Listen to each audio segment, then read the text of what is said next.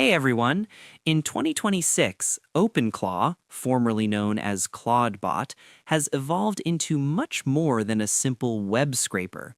It is now a self-hosted AI agent gateway that acts as a bridge between high-level reasoning models like Claude 4 or GPT-5 and your local system or messaging apps.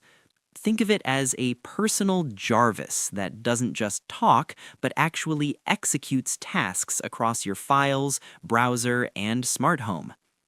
Let's talk about core concepts and workflow. Number 1, the gateway versus the control UI. The gateway. This is the always-on background service, the heart of OpenClaw. It stays running 24/7 on your machine or a VPS, waiting for instructions from your chat apps like WhatsApp or Telegram, and routing them to the AI. The control UI.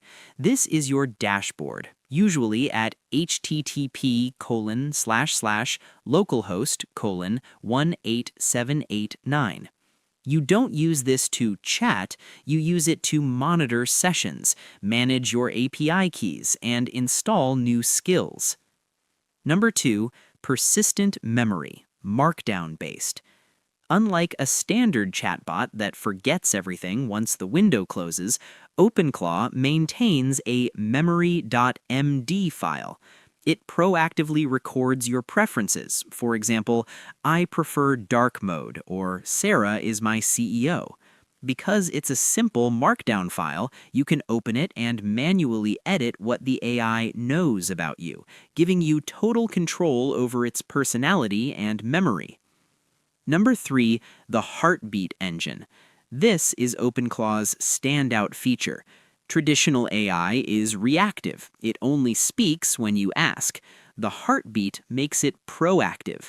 You can set a check-in interval. Example, every 30 minutes, the heartbeat wakes the agent up, it checks your email for urgent flags, monitors your server's disk space, or looks for GitHub PRs, and then messages you first if something needs attention. Number 4, security and sandboxing. Because OpenClaw can run shell commands like rm-rf or git push, security is critical. Docker sandboxing. In 2026, it is highly recommended to run your claws in a Docker container. This way, if the AI makes a mistake or a malicious prompt is injected, it can only break the virtual container, not your actual computer. Allow lists. You can restrict the agent so it is only allowed to run specific commands, like only npm and ls, blocking any dangerous system-level changes. I hope this helped you out, and I see you in the next one.